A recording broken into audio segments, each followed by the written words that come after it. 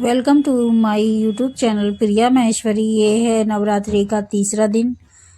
तो तीसरे दिन की पूजा हो रही है और मैंने आज साड़ी पहनी है क्योंकि मेरा है गणगौर की पूजा।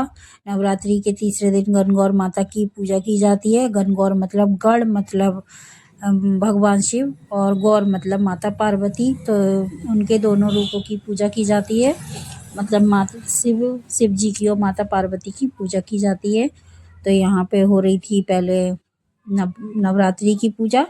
तो यहाँ पे पतिदेव और मैं, मम्मी भी आने वाली हैं अभी। तो हम लोग चढ़ा रहे हैं यहाँ पे लौंग, जायफल, और उसके बाद में पढ़ेंगे दुर्गा चालीसा पढ़ने के बाद में आरती करेंगे और छोटा सा सामग्री चढ़ाएंगे, छोटा सा हवन, और अग्यारी बोलते हैं इसको। तो ये देखिए बच्चों की लौंग चढ़ा रही थी मैं। बच्चे चले जाते हैं सुबह सुबह स्कूल, तो बच्चों की लौंग चढ़ रही हैं ये। और मैं गणगौर की पूजा करूँगी, आपको दिखाऊंगी कैसे गणगौर माता। मुझे ज़्यादा कुछ नहीं पता है गणगौर के बारे में, जो कुछ पता है मैं आपको बताऊंगी। और यहाँ पे पहले हम नवदुर्गों की पूजा कर लेंगे अपनी। ये है मेरा बायना। जिस प्लेट में हम बायना रखते हैं उस प्लेट में 2 स्वास्तिक बना लेते हैं, थोड़े से चावल, और 16 लड्डुओं का बायना होता है, मीठा बायना होता है। और कुछ पैसे रख देंगे बायने में, तो जो भी श्रद्धा हो। और ऐपन है मेरे पास, ऐपन होता है चावल और हल्दी का ऐपन। तो उससे नीचे चौक लगा लेंगे। चौक लगाना बहुत ज़रूरी होता है। इस चौक के ऊपर ही हम अपनी बायने की प्लेट रख के और माता पार्वती और शिव की पूजा करेंगे। कहानी पढ़ेंगे, कहानी भी इसकी बहुत लंबी होती है। ये देखिए मेरा चौक बन करके हो गया है तैयार। अभी गीला है, सूखने के बाद में अच्छा दिखता है ये। अभी गीला है तो गीले के चक्कर में ये ऐसा दिख रहा है।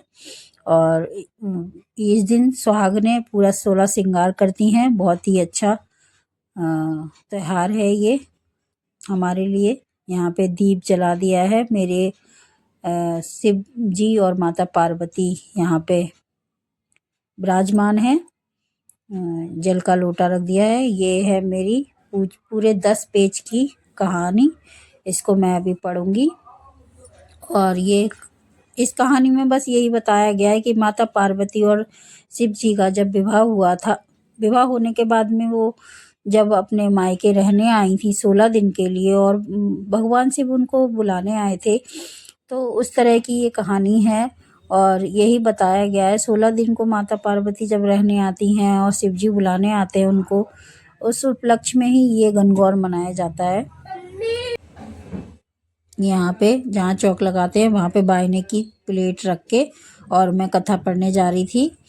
और यहाँ पे हम लड्डू का भोग लगा देते हैं, लेकिन माना जाता है कि जब माता रानी भी पूरे 9 दिन व्रत रखती हैं। ये देखिए मैंने पैरों पे आरता भी लगा लिया है। तो माना जाता है कि माता रानी का भी व्रत होता है, इसीलिए माता रानी को हम लड्डू का भोग नहीं लगा सकते। तो मैंने वहाँ पे चीनी रख दी है। और यहाँ पे मैं बायना दे रही थी मम्मी को।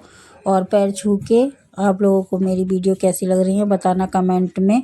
और यहाँ पे मैं अपनी वीडियो को करती हूँ एंड। गणगौर की पूजा कैसे की हमने ये देखना आप मेरे ब्लॉग में। और यहाँ पे ये चावल मम्मी मेरे आंचल में दे देती हैं, मतलब पल्ले में, साड़ी का जो पल्ला होता है उसमें दे देती हैं ये चावल। और एक बार फिर पैर छूते हैं फिर दे देती हैं चावल। तो ये चावल बाहर हम चिड़ियों के लिए रख देते हैं। और माता के लिए जो जल रखा होता है वो हम बाहर पौधों में लगा देते हैं। यहाँ पे मेरी पूजा हो चुकी है। पूजा में काफ़ी देर लगती है इस पूजा में,